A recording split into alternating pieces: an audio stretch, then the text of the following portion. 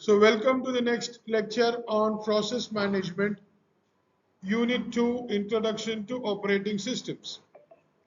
In the previous class, we have seen the basics of process management. What is process management?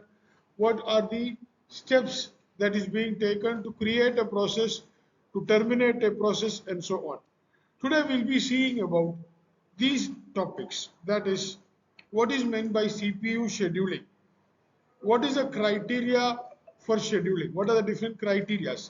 What are the different kinds of scheduling algorithms? The next class we'll be studying about what are threads, multi-thread models, threading, and what are the issues that arises while creating threads. Okay, so let us begin with CPU scheduling. We only have one processor inside our computer, right? There is only one processor, and there is so many processes that is happening between that. So all these processes are using the same CPU. There is one processor, many processes. All processes are using the same CPU. So how is it possible? In a single user environment, there is only one user, there is one processor. This processor is doing its job. Only after the processor finishes its job, it is going to take the next job, right? But when it happens to multi-programming, the same processor is used for multiple programs. So what we need to do, we need to schedule this. Okay, this process is CPU scheduling. CPU is the most important resource of any computing system, as it is the only resource that executes instruction. So the job of the processor is to execute the instructions given to it, and it has to do it in a very systematic way so that there is no, one second, what is happening? So the point that we were discussing is that when we have multi-programs, we need so many processes to be executed by the CPU simultaneously. So what we need to do, the objective of multi-programming is to maximize the utilization of CPU. That means the processor will have two types. One is its busy time and the other one is its idle time. Our objective is to reduce the idle time and utilize this machine or this processor maximum so that the idle time is less and it is always busy or engaged. The objective of time sharing is to switch the CPU among the processes so frequently so that the users can interact with the program. The end user should not be aware of what is happening or what are the changes that is happening here. Okay, in the end, so it should be a time sharing basis. It should be very fast. It should be capable of shifting from one to the other. Now let me explain this diagram given here. Here you have a queue header, you have a head and head tail, and you know that we have seen what is a ready queue, right? And then there is a processor, PCB, the registers are here. You are utilizing this as per the queue. As per the ready queue, you are utilizing the processor time one by one. Okay. So you should understand that we want this processor, we have a ready queue. When one process is completed or one process is idle, immediately the next process takes over without wastage of CPU time. Okay. So that is what is meant by CPU scheduling, and that process requires a lot of algorithms. We'll see what are the algorithms in the coming slides. So now the objectives of CPU scheduling algorithms. We have some ideas, some reasons or some objectives for why we should have this kind of algorithms. That is the, and this is the answer for that question. Clear? Why do we need scheduling algorithms? We need algorithms because we need to do these things. We need to utilize our processor time very effectively without wasting time, with less idle time for CPUs. Is that okay? Is that okay? So what are the objectives of CPU scheduling or CPU scheduling algorithms? Point one, multi-programming. We have process times running at all times, so we need to maximize the CPU utilization. Second thing is about switching the time and time sharing among different processes that is going to help the user, help many users do the same, use the same processor at one particular time slot. Okay. Are you all able to understand what is meant by CPU scheduling?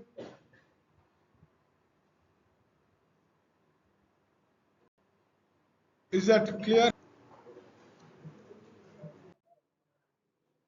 So what are the different types of schedulers? We have two types of schedulers, the long-term scheduler and the short-term scheduler. The long-term scheduler, see, I'll give you an analogy to understand what is the difference between a long-term scheduler and a short-term scheduler. So I'll give you an analogy of, I'm going to explain to you what is a long-term and a short-term scheduler with an analogy of a restaurant. See, you have a restaurant, you have a restaurant manager. The restaurant manager will decide how many people should enter inside, right? Yes or no? That is a long-term scheduler. That means that if there are more number of people, the restaurant manager will stop him and will tell them that you please wait for 15 minutes. After that, we'll let you inside. Am I right? That type is called as long-term scheduler.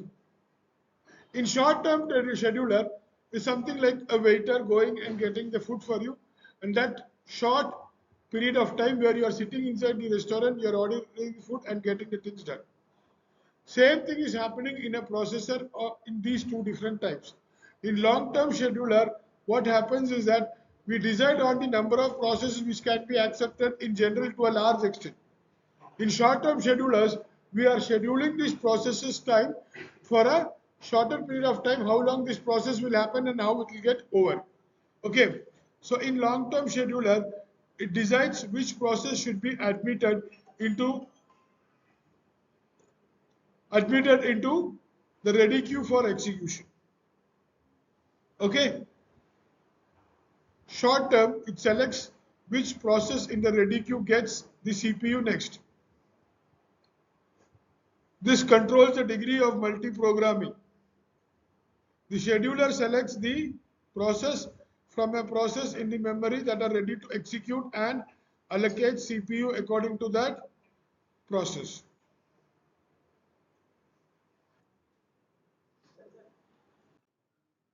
So what are the scheduling criteria? We have points. Point number one. What criteria means what? On what basis? On what basis are we scheduling the CPU times? Okay. What are the criteria which has to be followed while scheduling, while CPU scheduling? Okay. The first criteria is, as we have already discussed, most important one, and this is the main reason why we need to schedule CPU to make maximum use of the processor so that it has full utilization time.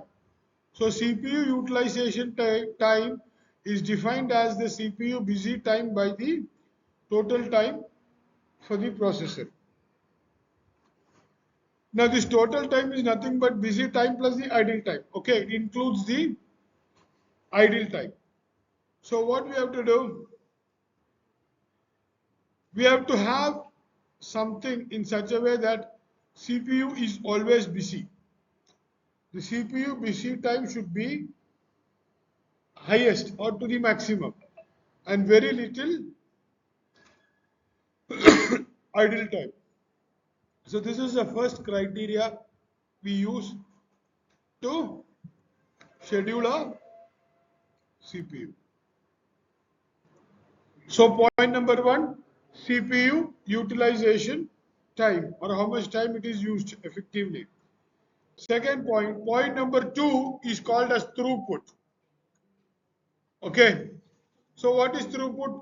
Throughput is used to measure the performance of any system in terms of units of work or task accomplished in unit time. So how you will assess a throughput means how much process is effectively completed in a per unit of time, say 1 second or 5 seconds, how much it is capable of completing. So this is called as throughput. Throughput is the second criteria which we take into consideration while scheduling CPU time, okay, or the process time. So what is meant by throughput? Throughput is the performance of any system. That means the number of units completed per second. In case of CPU scheduling, it is defined as a number of processes completed in a unit time.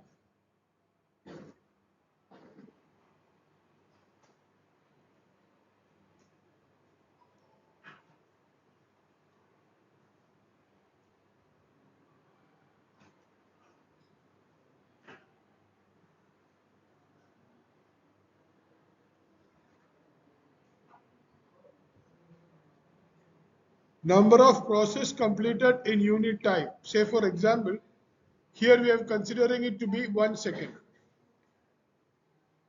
Okay. This underlining is very important. Whichever points are important, you can note it down and underline it. When you are asked about these different criteria that is used for CPU scheduling, the first one you will write is CPU utilization. The second point is throughput.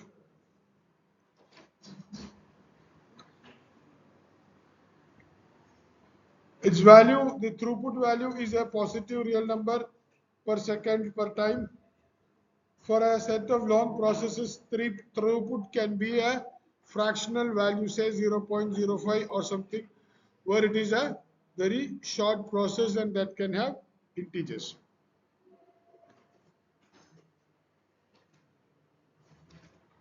The third criteria is turnaround time.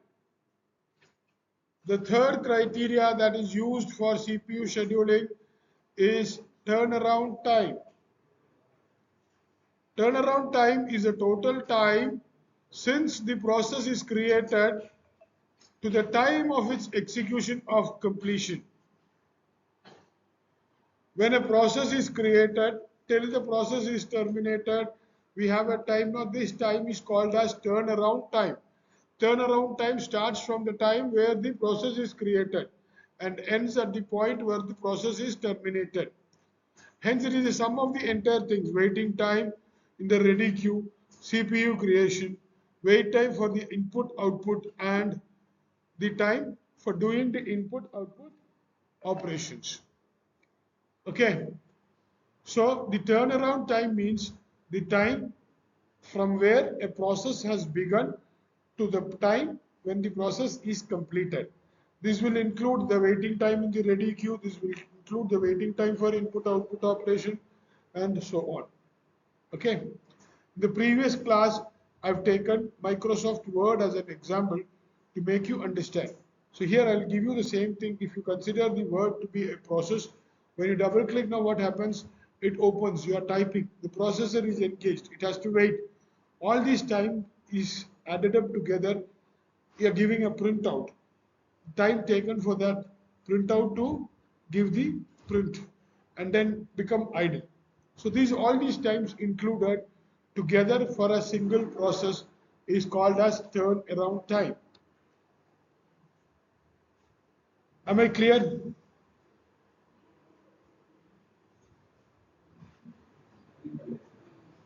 Am I clear? Scheduling criteria number 4 is called as the burst time.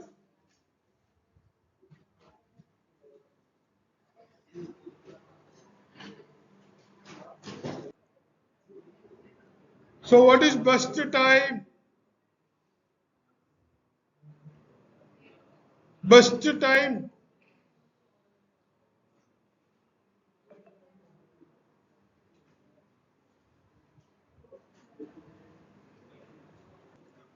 So burst time is defined as the time spent for executing the activity in the burst, excluding the wait time in the queue. So burst time does not include the wait time in the queue. Okay. So TA time can also be defined as the sum of all. TA time means turnover time. Turnover time is a time from where a process begins to the way a process ends. Is that clear? In that, you remove the time when it is waiting in the queue. That is all the CPU burst times and so on. That time is called as burst time. Is that clear? Criteria number 4. What is the first criteria? CPU utilization. Second criteria, throughput. Third criteria, turnaround time. Fourth criteria, burst time. Very good. Fifth criteria, waiting time. So every process now it should wait for a resource, whether it is a printer, whether it is a processor or anything. So when you schedule your processing, CPU, you can use this as an important criteria. When a process is waiting for something else, that can be taken into consideration. See, when there are so many things that is working simultaneously and for with one processor, you have one printer and you have so many things to be done by this printer, processor time can be utilized for other processes, right? So waiting time for either an input output device or any other queue or any other thing is one of the most important criteria for creating CPU schedules. Okay, is that clear for all of you?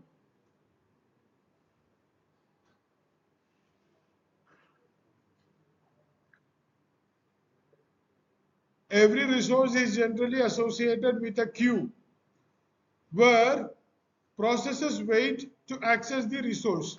Here I gave you the printer as an example for the resource. Waiting time is the time spent in the queue for the resource starting from joining the queue to using the resource. In CPU scheduling, waiting time means waiting in the CPU. See, you can underline this, waiting in the CPU ready queue unless and otherwise it is explicitly mentioned.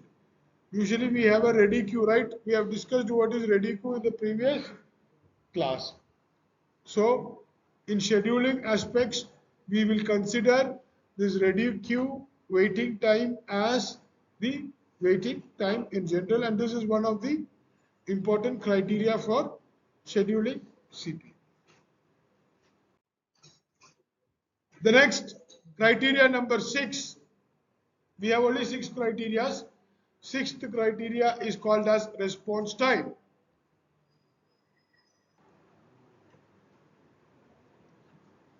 See, a time for something to respond is generally called as response time, right? You ask something for CPU, say you are asking something to somebody, the time he takes to give you the answer back is called as the response time. When you consider this operating system, what happens is that when you request for something and the answer to the request is called as response. You are asking CPU for a time, for some time to do some work. CPU says, wait for some time. The time it takes for the CPU to say, wait for some time, is called as its response time. Okay, is that clear for you all? So response time in an interactive process, the users are more interested in getting responses from the system. The users may tolerate delay in completion of the entire task if it may take time and continue in the background. That means that if you say that let the printer keep doing its job, or let the process keep doing its job in the back, we'll do other work. The user is more contented. Okay. Or it is always like this, that if you tell that it is going to take so much time, the user will be happy with that, right? I'm going to tell you that this thing is going to happen. You are given this much time.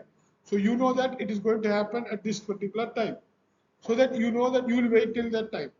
So that time is called as response time. The time it takes for the system to respond to any kind of request. Okay, in those cases, turnaround time is not very important, but what matters is the time spent in getting the first response of the system. Do you remember what is turnaround time? Turnaround time is a whole time, right? Entire time. So in certain cases, where you're waiting for some responses, turnaround time may not be that important because get extended because of its response time. So response time is defined as the time between the submission of a request and getting the first response from the system. So this is the most important definition for response time. So what is response time? Response time is the time between the submission of a request and getting the first response of the system.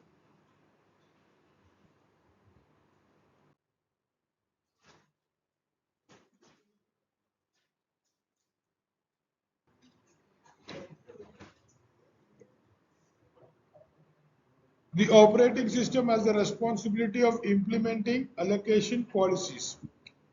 So this allocation policies, these are the things. See, you can see that the heading here is scheduling algorithms.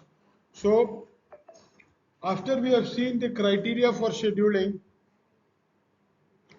we'll see what are the algorithms that is used for scheduling. Okay. The operating system has a responsibility of allocating the time or whatever is required for the processor. So it allocates CPU time to all needy process in a orderly manner, in a systematic manner, implementing certain kinds of rules or algorithms. These rules or algorithms are called as scheduling algorithms. So we have seen 6 criteria which we should take into consideration while CPU scheduling. Next thing is that what are the different types of algorithms that is being used to schedule the CPU time. Okay, so these things are CPU scheduling algorithms.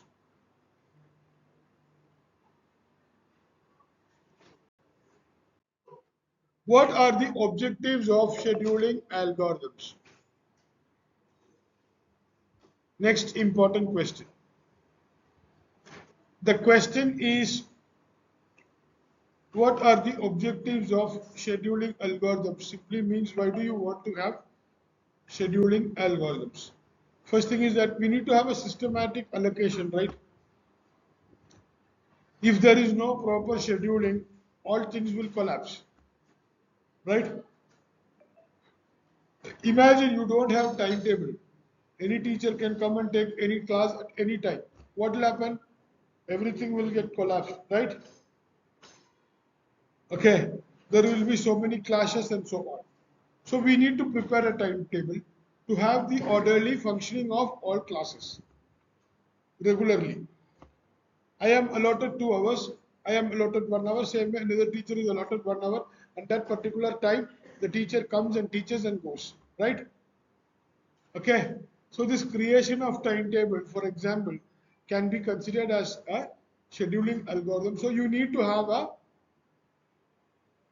algorithm, a scheduling algorithm to fix which process needs to be worked at what point of time. Is that legible to all of you? First point. Second point is that, as you know, that it increases the overall performance of the system in terms of throughput. We have already seen what is throughput. Throughput is the work completed in 1 second or whatever is the period of time.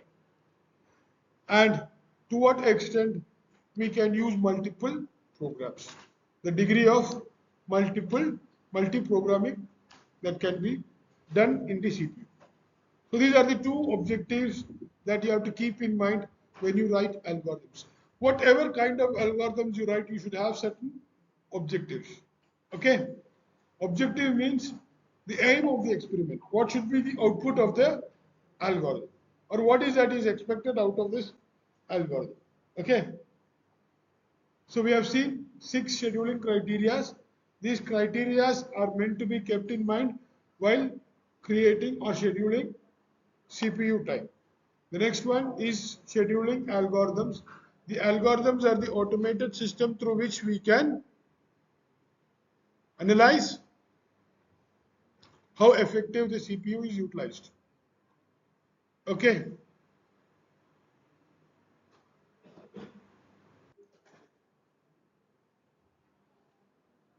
So we'll see what are the different algorithms that is being used for scheduling. Very simple. First come, first serve algorithms. Which process comes first is served first. Okay. FCFS. The process that comes first to the CPU is processed first. This is called as FCFS. The first process that comes to you is addressed and solved. So every process is scheduled on the arrival time. So the word arrival time is the one that you have to highlight here. So the arrival time, the time of joining the ready queue of the CPU. Every process that comes is scheduled based on the time it reaches the ready queue, right? And continues to run until it is completely or voluntarily leaves the CPU. See, it is called as non-preemptive. Preemptive means what? Preemptive means that keeps the CPU until its process is completed or not. Okay, I take something and only after I finish that I leave it. These things are called as non-preemptive. Okay, I take the first one.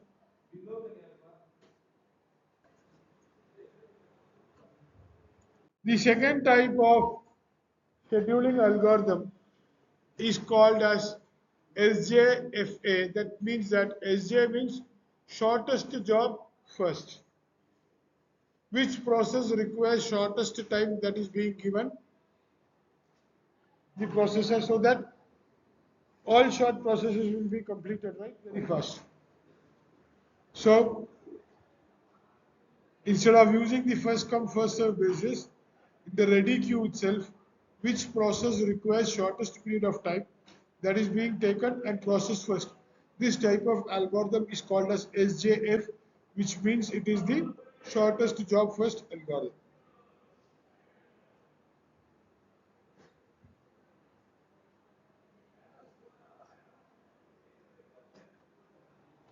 A different approach to CPU scheduling is the shortest job first scheduling algorithm. This algorithm associates with each process the length of the process time in the CPU burst.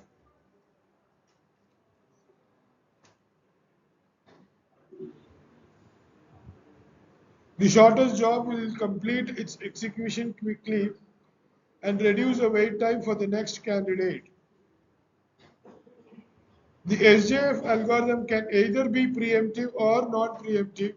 The choice arises when the new process arrives at the ready queue when the previous process is still executing.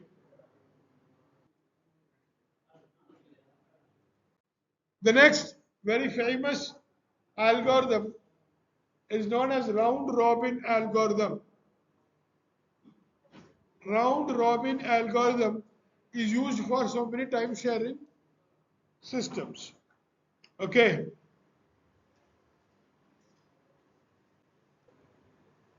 Round robin algorithm is very similar to the first one what we have seen. Okay, first come first serve basis. But what happens is that we add the condition of preemption to that. Preemption means the CPU can just pull out and give another process. Okay, so it is able to switch between processes. In a non-preemptive situation, you cannot switch between processes. In a preemptive, we are having the option to give another one priority. Okay, that is called as round robin algorithm. So in round robin algorithm also, whichever process comes first is taken up for serving, right? And if you feel that in the first case, what happens is that if the process is only if the process is completed or the process voluntarily gives back the processor, only then it gets terminated. Here it is not like that. Here you can force the process to get terminated. Is that clear for you?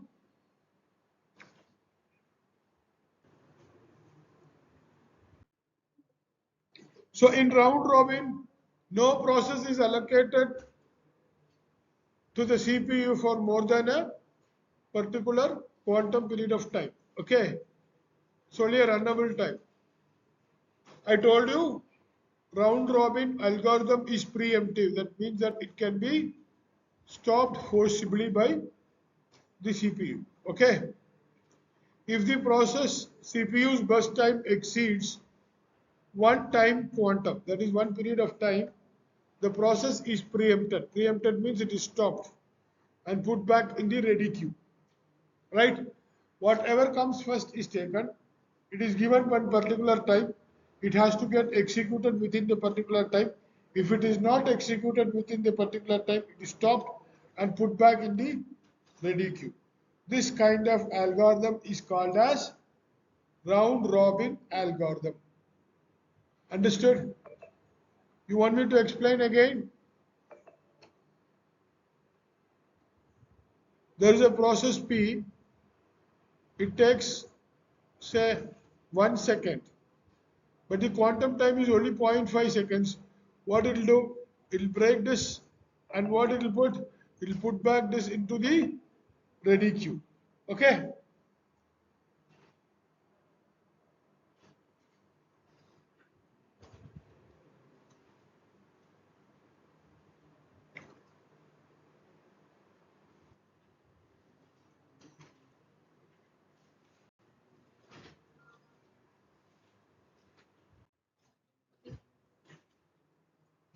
The next type of scheduling algorithm is known as priority based scheduling. You have multiple other types of algorithms also, but we need to study only these four types of algorithms which is very popular or which very commonly used.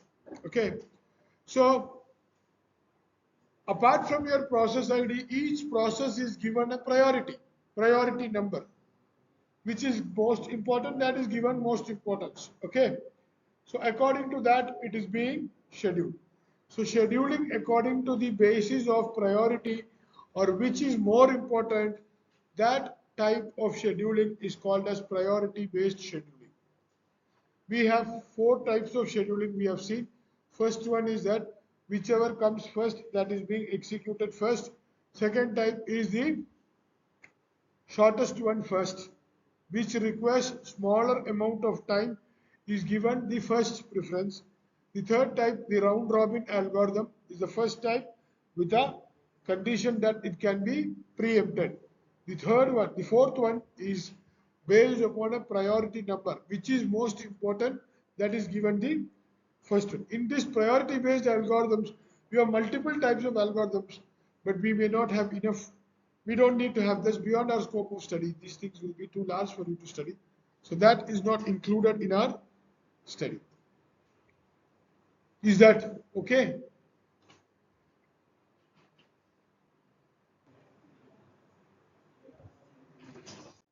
So we'll wind up this session for this day by having a summary of whatever we have done so far.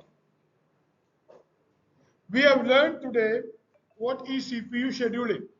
CPU scheduling means allocating times for different processes, right? We have seen what is meant by CPU scheduling. Second thing, what are the objectives of CPU scheduling? Why do you want to do CPU scheduling?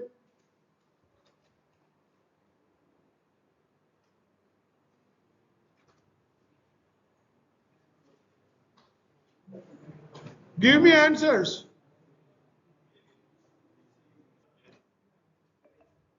What is CPU scheduling? What are the objectives of CPU scheduling? And then we have seen 6 types of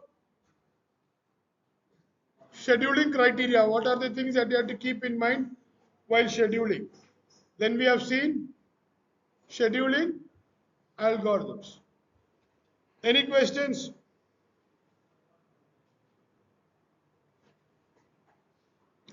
So thank you all. Thank you very much for listening to me.